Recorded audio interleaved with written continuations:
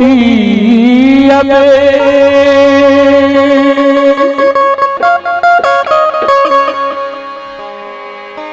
आहो सात जन्म के आहो बांधला बंधनिया तोरिए दिल हो पिया बे आहो पिया बे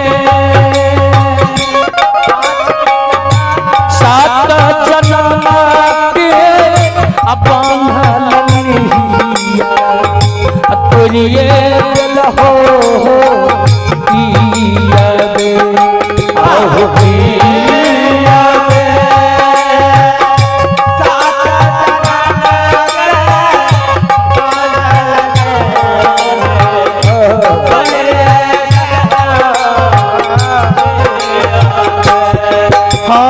पिया बे सात जन्म के बांधल डोरिया तोरिए दिल हो पिया बे आहो पिया बे सात जन्म के बांधल डोरिया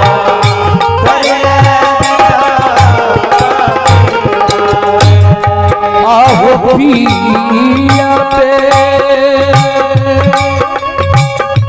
हमारा भागला हमारा भगल बनाइए गल हो पिया पे आहो पिया पे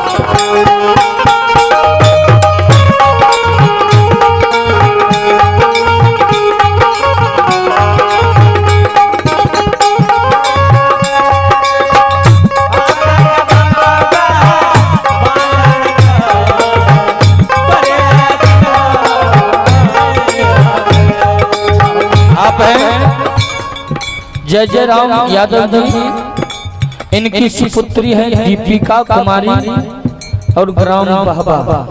देखिए और कई बार हम बहबा गए हुए हैं, छोटा सा ही है गांव, लेकिन बहुत लाड़ प्यार मिलता है। आइए, बहुत धन्यवाद, बहुत बहुत साधुवाद दीपिका कुमारी को एवं जय जय राम यादव जी को। कौन कसुरा बहतिया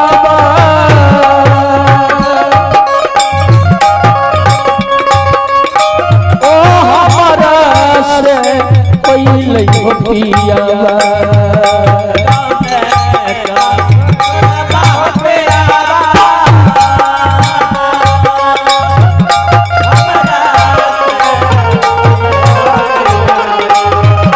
आहो पिया हो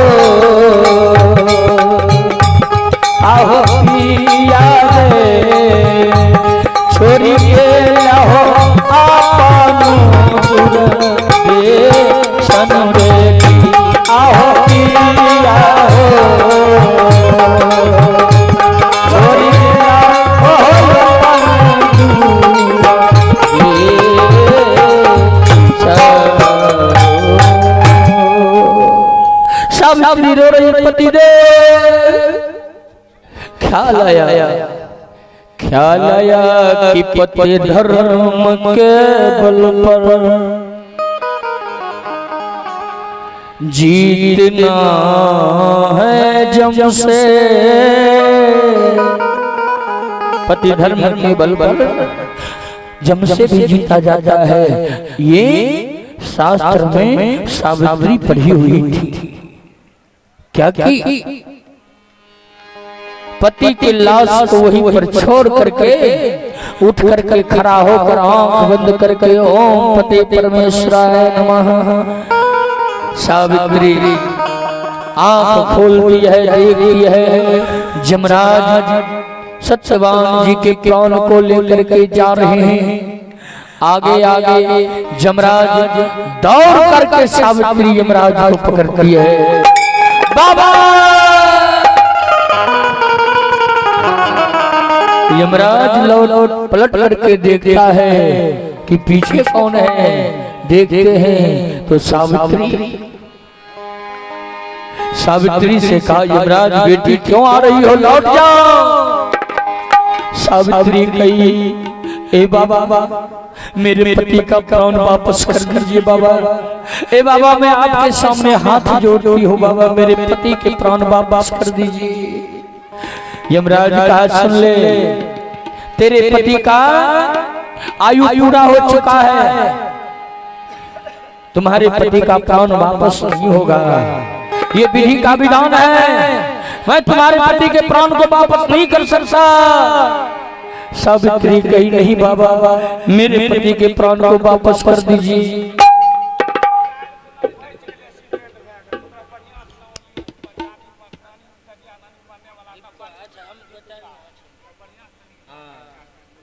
देखिए पुनः दीपिका की ओर से 100 रुपया का पुरस्कार आया है। और देखिए नाना तो नाना ही होते हैं, नाना के प्रति नतनी के प्रति नाना का प्यार बेशुमार रहता है। आज देखिए जो हमारी माता जी की जो नाती होंगे नतनी होंगे वो सब भी नानी को बड़ा याद करते होंगे ना। ये देखिए दीपिका कुमारी हमारी माता जी की इतनी असीम अनुकंपा है, इनका इतना बड़ा योगदान है कि कल सुना है कि वो बच्ची एक्सीडेंट में कुछ और हादसा हो जाता, लेकिन बच्ची को कुछ नहीं हुआ, बच गया। ये माता जी की असीम कृपा है। और ये मरने वाली माता है, अपने जग में ये संस्कारी माता है। ये माता अपने जग में अपजस नहीं लेने वाली है। जिनके घर में इतने बड़े बड़े धर्मात्मा लोग वो भला क्या अपजस लेंगे। आइए माता की कृपा से दीपिका बच्ची भगवान से मंगल कामना करते हैं उनकी आयु दोगुनी और हो जाए। आया जाए सावित्री पीछे पीछे, बाबा मेरे पति के प्राण को बचा छोड़ दीजिए, मेरे पति को जिंदा कर दीजिए। यमराज कहा, बेटी और लोग मुझे नहीं देख सकता, लेकिन तुम देख रही हो तो बेटी मैं तुम्हें एक वरदान दे देता हूँ, कोई भी एक वरदान मांग ले मैं तुमको दे देता हूँ, लेकिन बेटी अपने पति के प्राण को छोड़ करके मांगना। सावित्री सोच लिया कि यमराज ऐसे मेरे हाथ तो आने वाला नहीं है। सावित्री क्या करती है, कहती है बाबा एक आशीर्वाद दे दीजिए, मेरे पति मर गए हैं और मैं भी एक पतिव्रता नारी हूँ, मैं भी अपना जीवन त्याग दूंगी, पति के संग सती हो जाऊंगी, लेकिन हे बाबा मेरे सास और ससुर अंधा और अंधी है। ए बाबा कृपा करके अगर वरदान देना है तो मेरे सास ससुर अंधे अंधी के आंख में रोशनी दे दीजिए कि कल किसी तरह उनका भरण पोषण हो जाए। वाह बेटी पहले सास ससुर के लिए वरदान मांग लिए। यमराज कहा, बेटी तथास्तु, जाओ बेटी, ऐसा ही होगा। पुनः यमराज सत्यवान के प्राण को लेकर के चल दिया। सावित्री फिर पीछे पीछे जा रही है। यमराज पलट करके देखा, फिर सावित्री का, सावित्री अरे मैंने वरदान दे दिया, अब तू क्यों पीछे पड़ी है। हे बाबा मेरा कोई नहीं है, मेरे पति के प्राण को छोड़ दीजिए बाबा, मेरे पति के प्राण को छोड़ दीजिए। जमराज कहा पागल हो गई हो, मैं तेरे पति के प्राण को नहीं छोड़ सकता। अगर तुमको और वरदान मांगना है तो एक और वरदान मांग ले, मैं तुझे एक और वरदान दे दूंगा। सावित्री कहे हे बाबा, मेरे सास मेरे ससुर भी राजा थे, मेरी सास रानी थी, उनका राज्य दुश्मन ने छीन लिया, उनको राज्य से बेदखल कर दिया।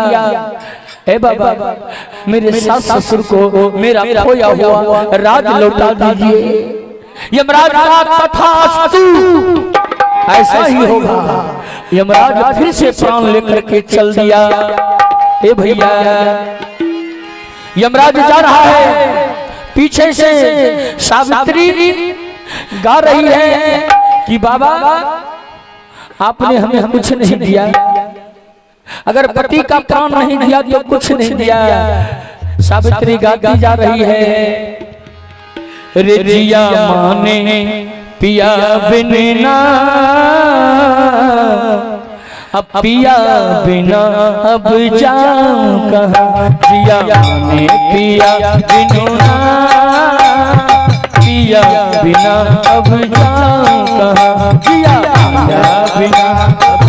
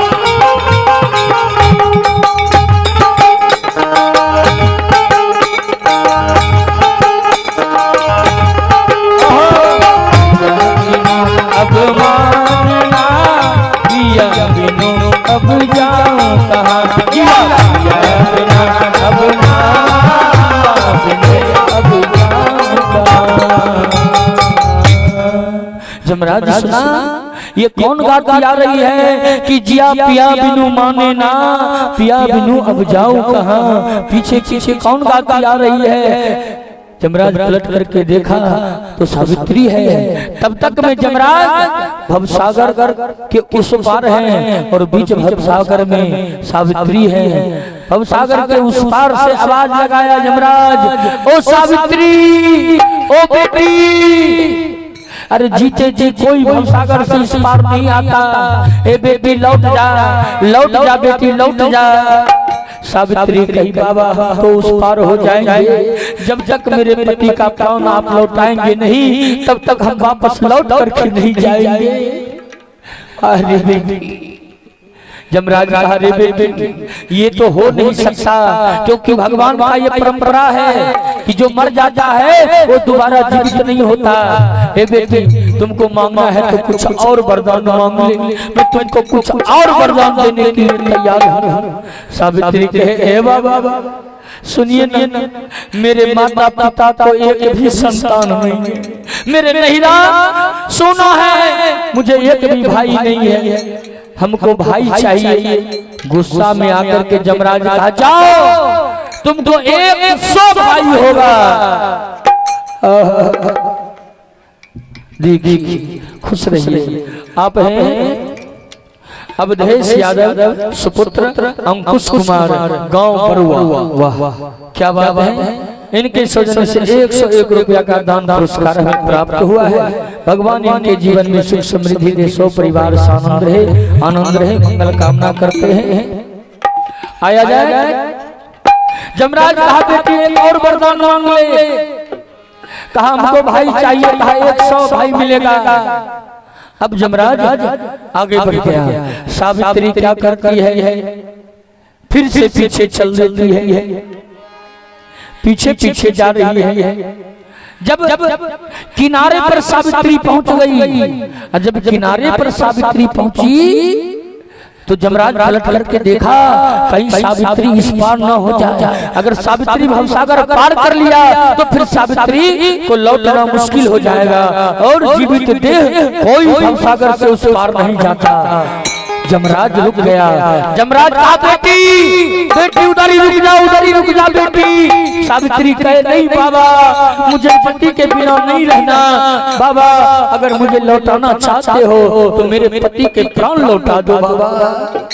जमराज कहा बेटी पति के प्राण तो नहीं मिलेगा, लेकिन अंतिम बार कह रहा हूँ, अब अंतिम वरदान मांगना हो तो मांग लो, लेकिन पति के प्राण को छोड़ कर जो मांगना चाहती हो मांग लो। सावित्री कही कि अब बड़ा सुंदर मौका मिला। सावित्री कहे पति तो मर गए, लेकिन हे बाबा मेरा जीवन कैसे आगे बढ़ेगा, दुनिया वाले क्या कहेंगे, मेरा वंश कैसे चलेगा। हे बाबा हमको एक संतान चाहिए। यमराज गुस्से में आकर के कहा तथास्तु, जाओ बेटी ऐसा ही होगा। हे बाबू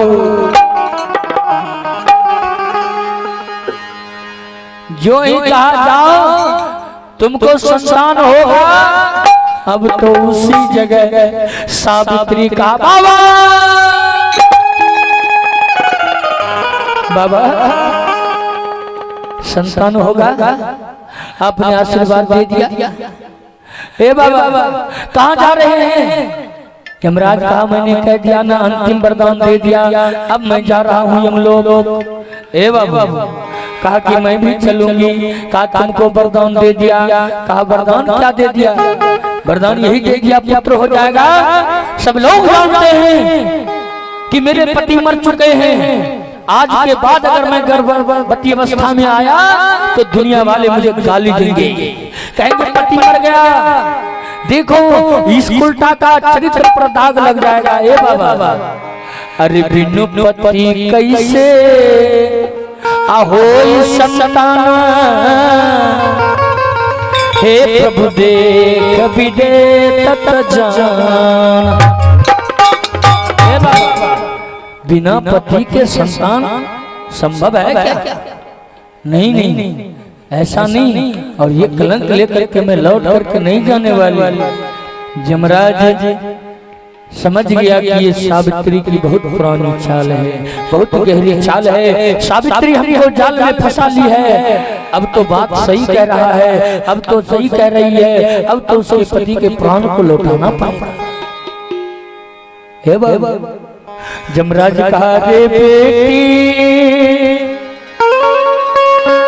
कुलवंती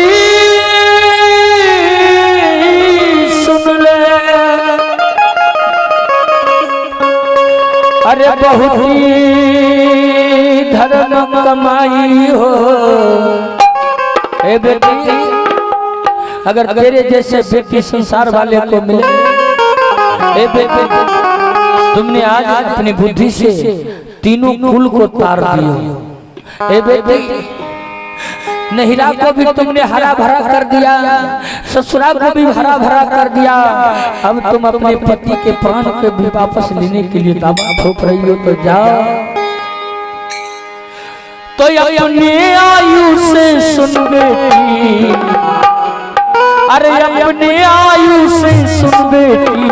बेटी सुन ले, मैं अपने आयु में से काट करके सत्यवान को आयु भेंट कर रहा हूँ, तो अपने आयु से सुन बेटी यह प्राण दान लो।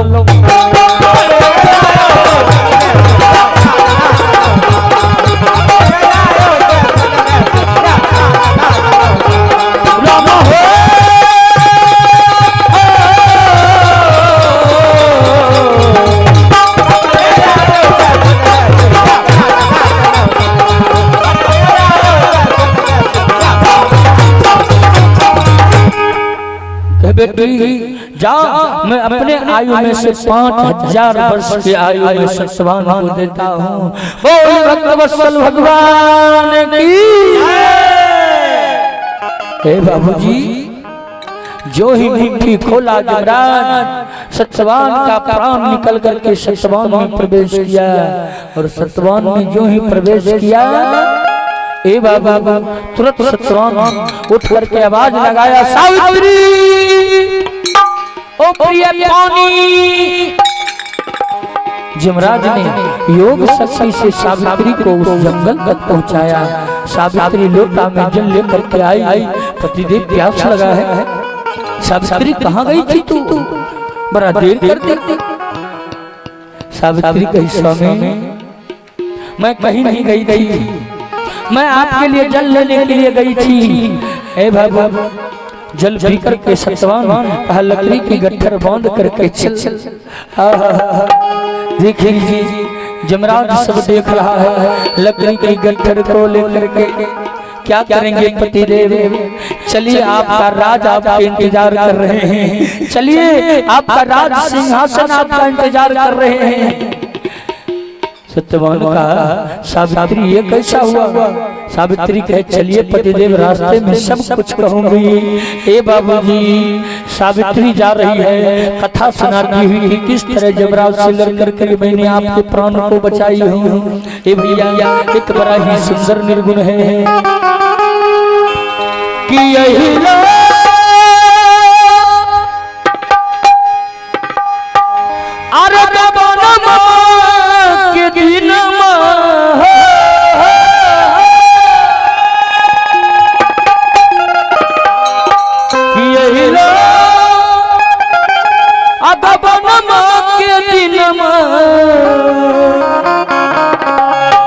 जीवन माला गौरे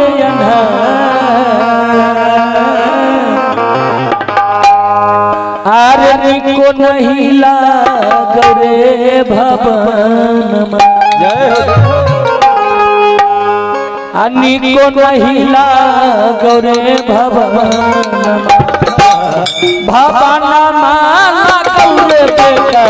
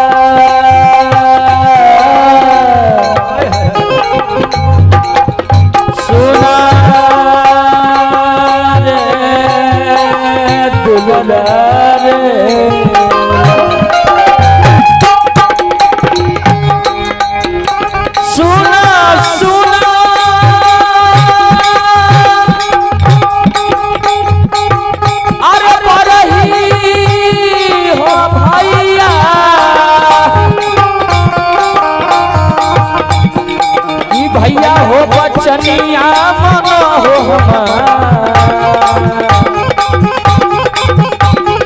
भैया हो बचनिया मन हो हरे हरे बसवा के दुनिया हरे हरे बसवा के दुनिया बना के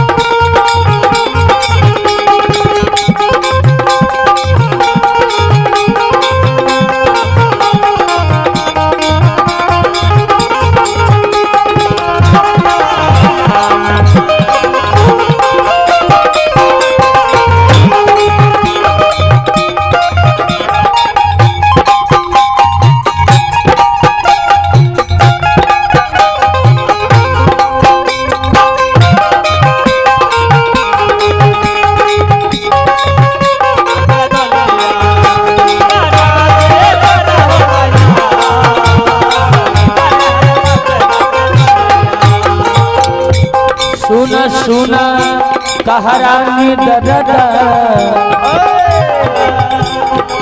निदरदा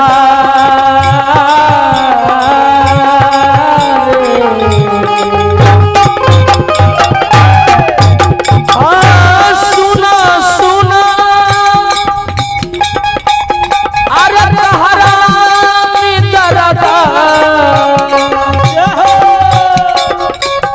रे बेटा रे बचनिया मामा हो ये बेटा हो बचनिया मामा हो तनी बिलमाई हो दोलिया तनी बिलमाई हो दोलिया गंगा नदी के किनारे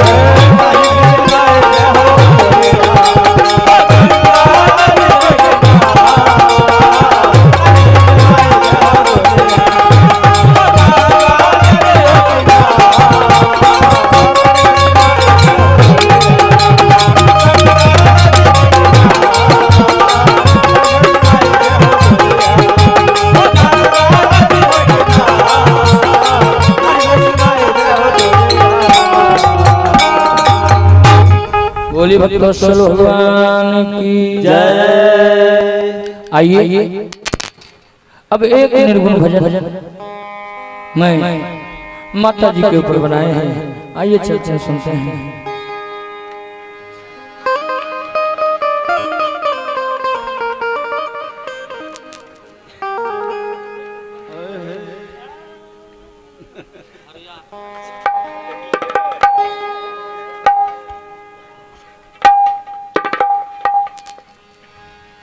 किस चनी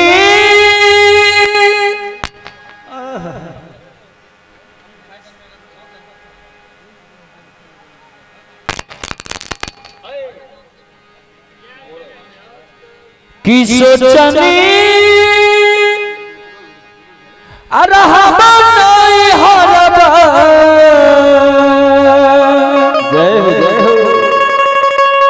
तल चार गो कहानिया आइले कोई नहीं जानता कि मैं कभी यहाँ से चला जाऊंगा। सब जानता अभी तो हमको रह रहा है, लेकिन कब उस पिया का बुलावा आ जाएगा कोई नहीं जानता।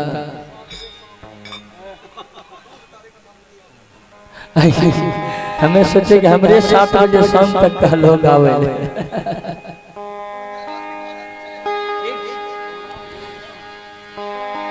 कि सोचनी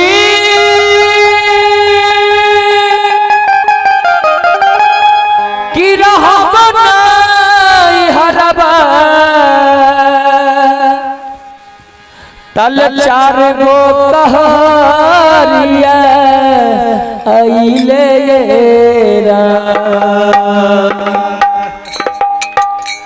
अरे पियवा के अइले खबरिया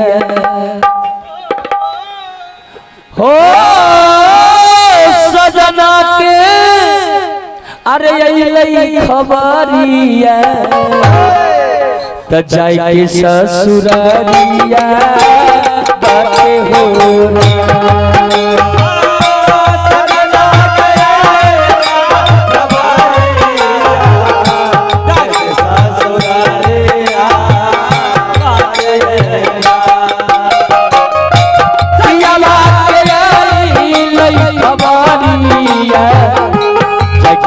ससुरारिया बात हो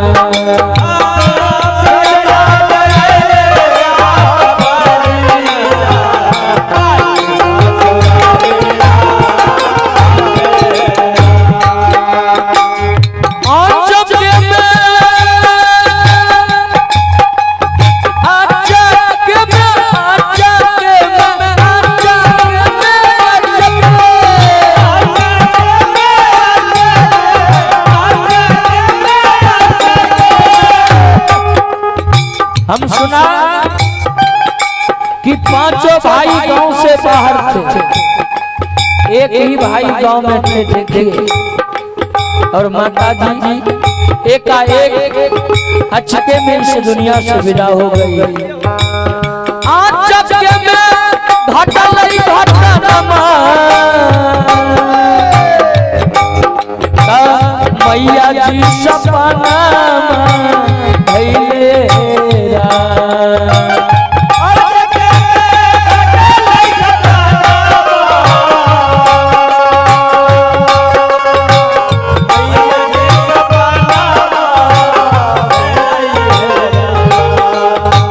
सुना भेलै घर बायनमा सुना भेलै घर अंगनमा मैया जी सपना भेलै हो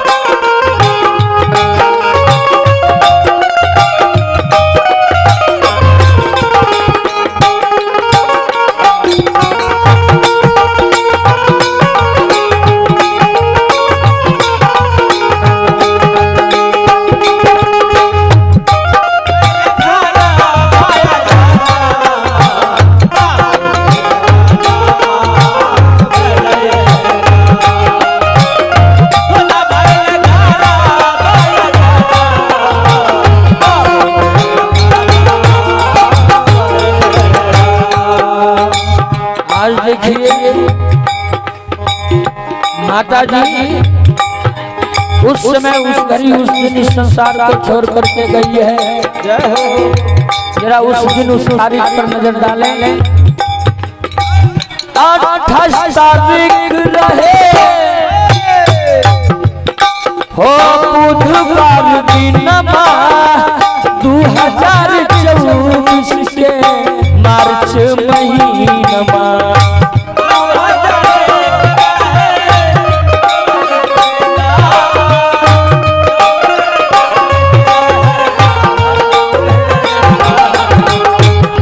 जाए 28 28 तारीख रहे बुधवार दिन 2024 के मार्च महीना।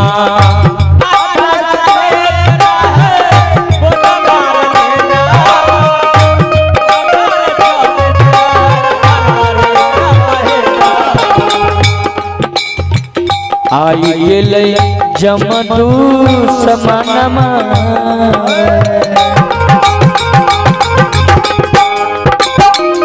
आई गेले जमदू समानमा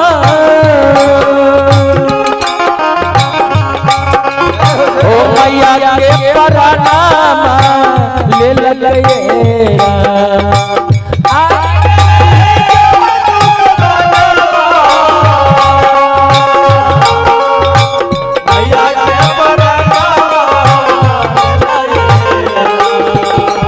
अब नहीं होता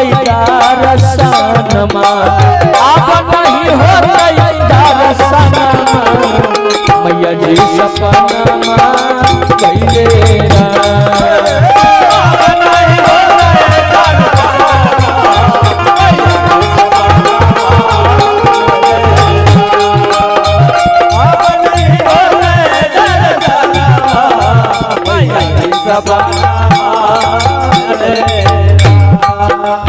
आगे सुना जाए छोकर बेटा मैया के छोकर बेटा आई न दुनिया मैया के सेवा में रहे रात दिन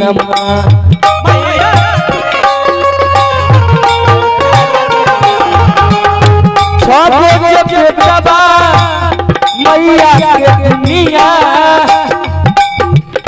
दिन रात सेवा में रहे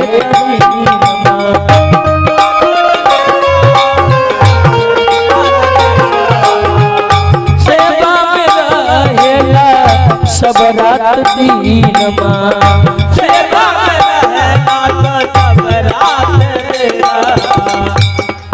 अब देख लीजिए अब कहाँ पैगे उस गाना आज बेटा के लिए माँ सपना हो गई। अब कहाँ पैगे उस गाना अब कहाँ पैगे उस गाना मैया जी सपना भैलेरा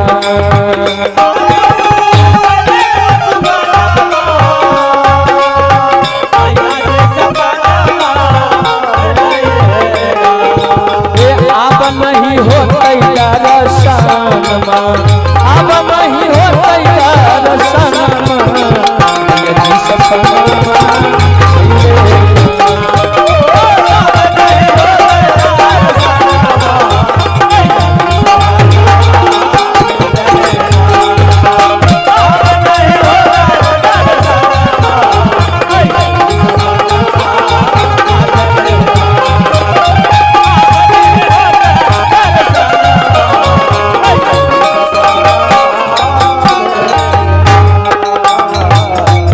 बोलिए श्री सद्गुरु महाराज की जय। आइए आज के बाद 6 भाई माँ के ऋण से तो उऋण हो गए, लेकिन अभी पिता का ऋण बाकी है। आज से माता का नाता इस घर से इस परिवार से टूट गया। आइए अंतिम क्षण में एक बार सब लोग इस पंडाल में भगवान के नाम से जरा ताली के साथ हमारा साथ दे देंगे। तत्पश्चात एक स्वर और समदन के बाद इस कार्यक्रम को यहीं पर समाप्त करेंगे। एक बार भगवान का भजन हो जाए। कहना है कि नाम ले ला नाम ले ला नाम ले ला अब हरि जी के नाम ले ला।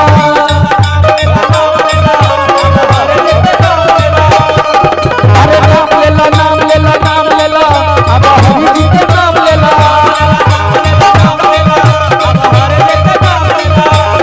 न बताई इष्ट करा उमर तोहर घटते बा अरे घटते बा। आज देखिए हम लदौरा में भगवान का नाम बेचने के लिए आए, तो लेने वाले जो है अपने दिल को साफ करके भगवान नाम रूपी ये सौदा लेंगे और अपने जीवन पर उतारेंगे। वही कभी कहा कि नाम लेला नाम लेला नाम लेला बाबा हरि का नाम लेला,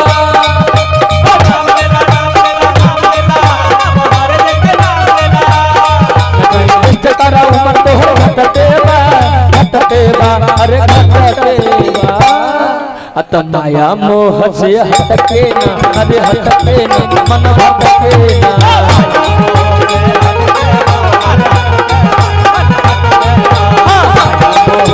हटके ना अरे हटके ना मन भटके ना।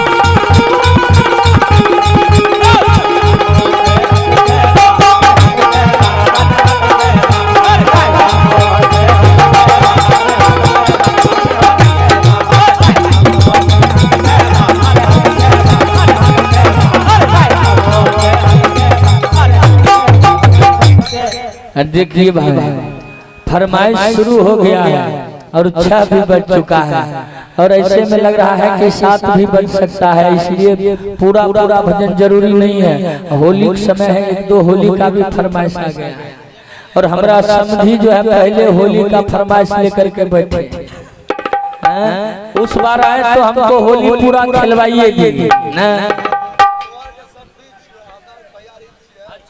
उनकरे ने कहबे तोरा नहीं कहे आया जाए। चलिए नहीं एक सोहर और एक समदन होना चाहिए नियमानुसार, उसके बाद होली होगा। आइए एक सोहर है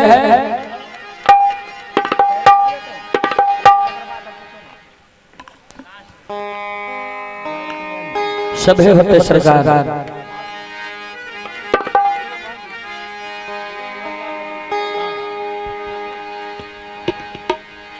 की खलिए में आहे 5 सीकी पानमा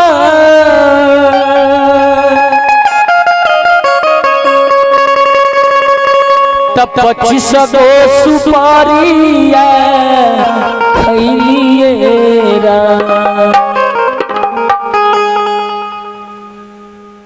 और आप हैं धीरज की माता जी, राटन निवासी के सौजन्य से 100 रुपया का दान आया है। बहुत बहुत धन्यवाद, बहुत बहुत साधुवाद आपको। अरे खैनी हम 5 सीकी पानमा तब 25 गो सुपारिया खैलिए रा। अरे तैयो नहीं दाता बारे रंगीन भेलै, अरे तैयो नहीं मुहामा रंगीन भेलै। एक ही खैलिया दिनु तोरा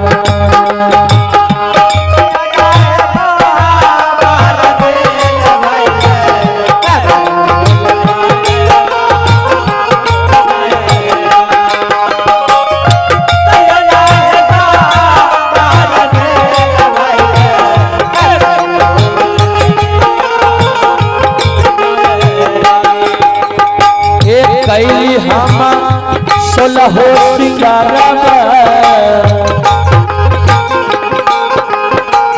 कैली हम 16 सिंगारवा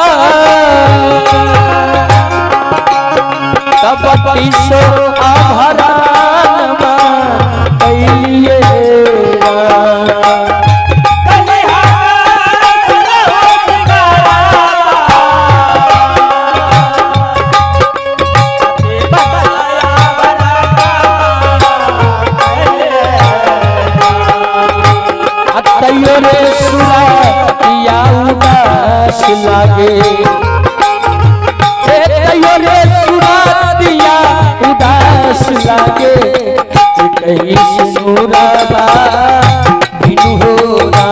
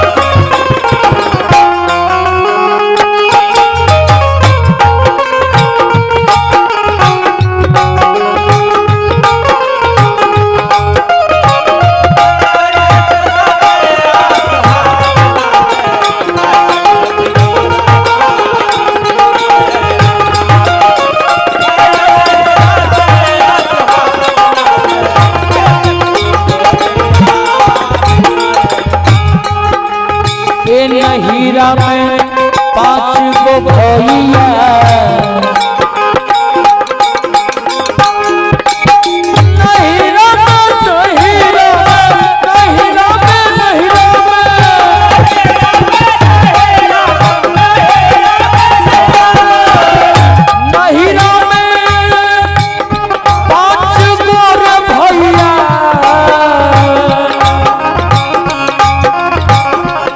गो भतीजा लागेरा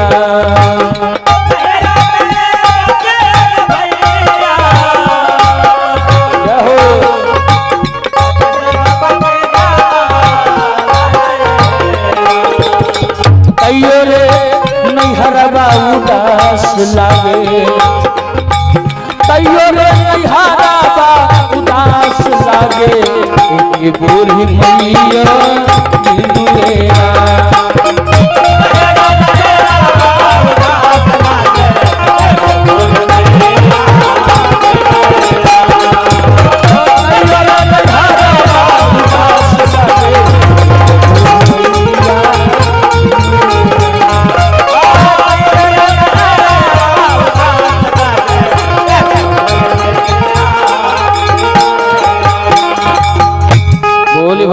भगवान की।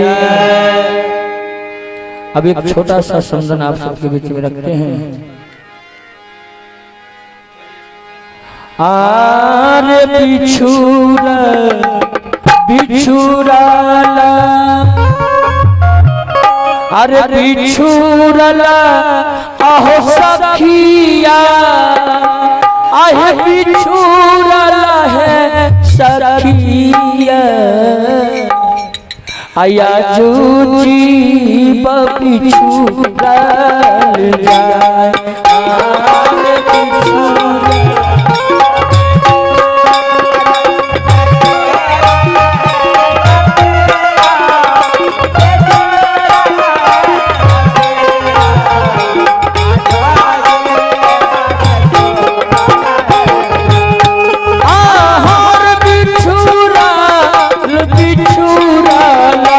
बिछुराला हे सखिया, आहे बिछुरा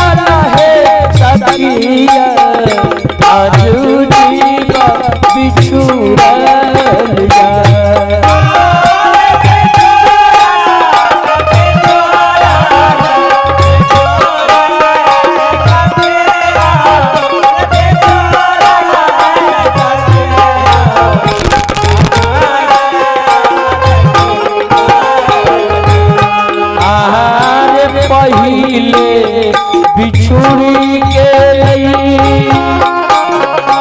देहिया से जीवा हो रामा देहिया से हंसा रामा हेरो नहीं देह में समान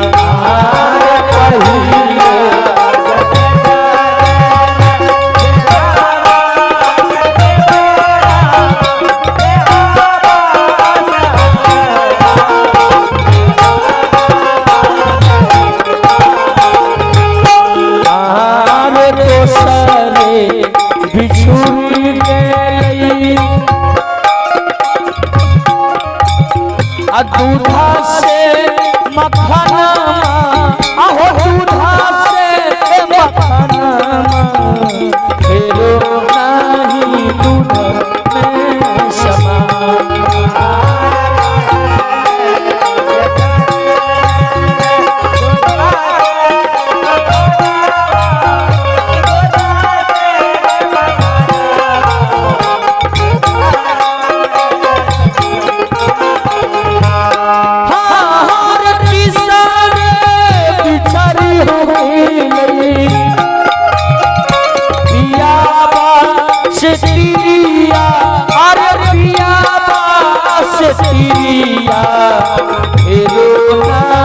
दरस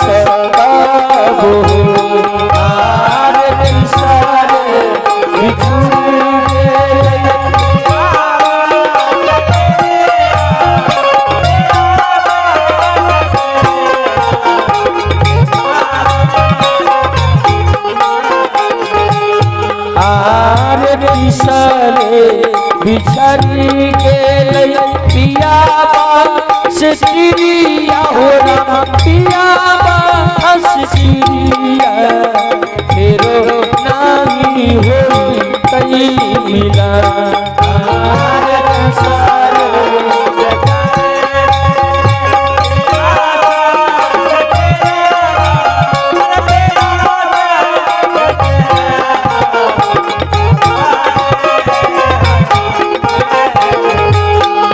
हो रामा चौथे बिछुड़ी हो गई बेटा से मैया हो रामा बेटा से मैया हेरो नहीं होई कई मिला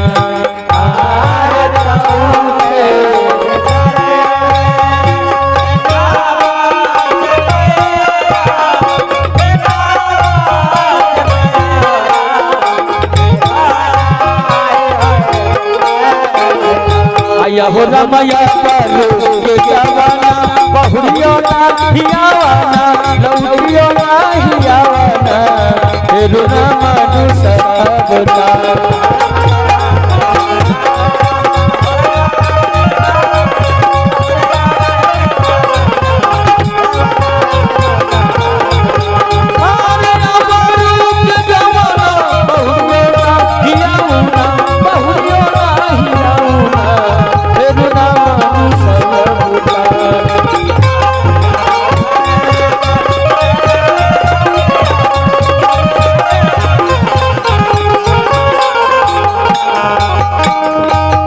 बोलिए श्री सद्गुरु महाराज की जय। अब भोला बाबा का एक होलिये में हो जाए ना वही ठीक है। चलिए भोला बाबा का पहले सुना देते हैं बाद में होली बनी सुना देंगे।